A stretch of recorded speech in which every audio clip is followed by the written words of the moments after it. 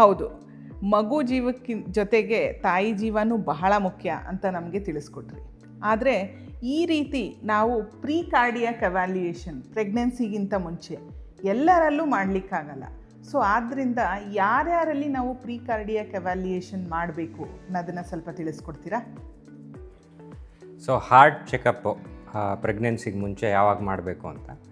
So ಏನಂದರೆ, ಈಗ ನಮಗೆ ಬೇಸಿಕ್ MBBS ಟೈಮಲ್ಲೂ ಹೇಳ್ಕೊಟ್ಟಿರ್ತಾರೆ.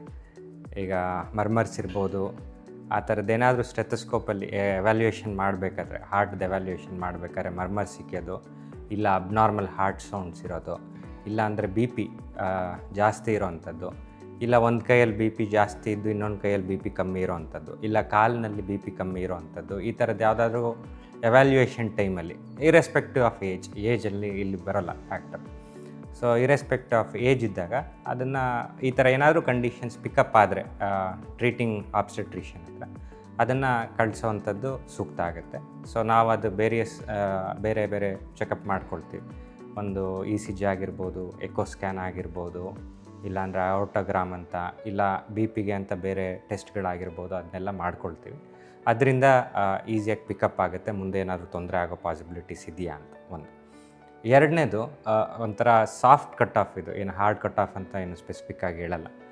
ಈ ಕಾರ್ಡಿಯಾಕ್ ಡಿಸೀಸ್ ಈಗ ವೆಸ್ಟರ್ನ್ ಪಾಪ್ಯುಲೇಷನಿಗೆ ಕಂಪೇರ್ ಮಾಡಿದ್ರೆ ನಮ್ಮಲ್ಲಿ ಒಂದು 10 ವರ್ಷ ಮುಂಚೆನೇ ಶುರು ಆಗಿಬಿಡುತ್ತೆ. ನಾರ್ಮಲಾಗಿ ವೆಸ್ಟರ್ನ್ ಪಾಪ್ಯುಲೇಷನಲ್ಲಿ ಒಂದು 55 ವರ್ಷಕ್ಕೆ ಹಾರ್ಟಿನ ತೊಂದರೆ ಶುರು ಆಗ್ಬೋದು ಅಂತ ಅಂದರೆ ನಮ್ಮಲ್ಲಿ 45 ವರ್ಷಕ್ಕೆ ಶುರು ಆಗಿಬಿಡುತ್ತೆ. ಸೊ ಗಿವನ್ ದಟ್ ಸಿನಾರಿಯೋ ಒಂದು 40 ವರ್ಷ ಅಂತ ಆವ್ರೇಜ್ ಇಟ್ಕೊಂಡ್ರೆ, 40 ವರ್ಷದಿಂದ ಮೇಲೆ ಯಾರು IVF ಅಥವಾ ಪ್ರೆಗ್ನೆನ್ಸಿ ಇದು ಮಾಡ್ತಿರ್ತಾರೆ ಅವ್ರನ್ನ ಎವ್ಯಾಲ್ಯೂಯೇಷನ್ಗೆ ಕಳಿಸಿದ್ರೆ ಏನಾದರೂ ಸ್ಟ್ರಕ್ಚರಲ್ ಪ್ರಾಬ್ಲಮ್ಸ್ ಇದೆಯಾ ಹಾರ್ಟಲ್ಲಿ ಅನ್ನೋದು ಗೊತ್ತಾಗುತ್ತೆ.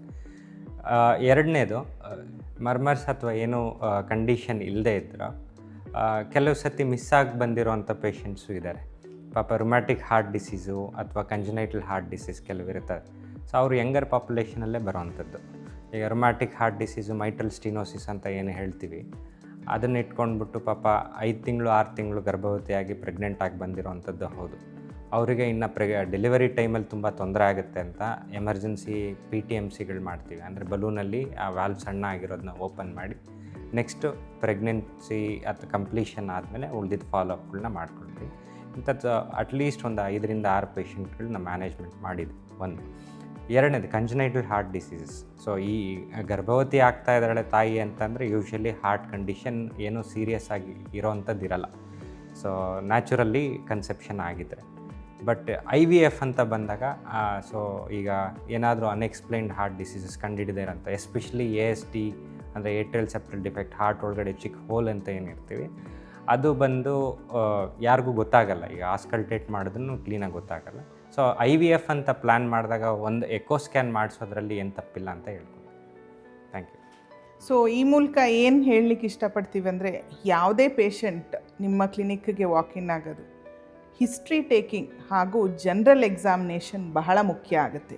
ಅದರಲ್ಲಿ ಯಾವುದೇ ರೀತಿಯಾದಂತಹ ಕಾರ್ಡಿಯೋವ್ಯಾಸ್ಕ್ಯುಲರ್ ಪ್ರಾಬ್ಲಮ್ ಅಂತ ಅನಿಸಿದ್ರೂ ಕೂಡ ಅಂಥವ್ರಿಗೆ ಪ್ರೀ ಪ್ರೆಗ್ನೆನ್ಸಿ ಎವ್ಯಾಲ್ಯೂಯೇಷನ್ ಮಾಡಿ ಆಮೇಲಿಂದ ಮುಂದುವರಿಯೋದು ಒಳ್ಳೆಯದು.